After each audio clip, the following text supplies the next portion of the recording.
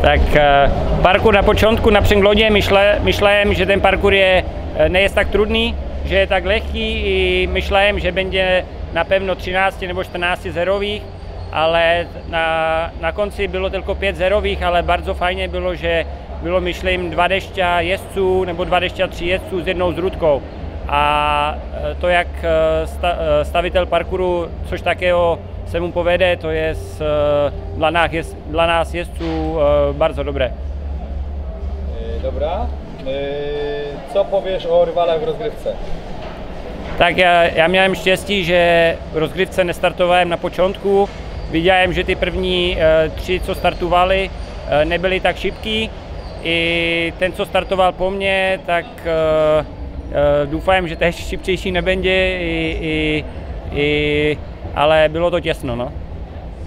Kiedy jeszcze cię w tym roku kibice zobaczą w Polsce, bo polscy kibice cię bardzo lubią? Tak tu v Lublině ta publičnost ta je fantastičná, myslím, že nejlepší v Polsce. Napevno za 3 týdny budeme startovat ve Varšavě i potom ještě v létě, jak bude CSI Sopot a 4hvězdkové CSI v Poznani.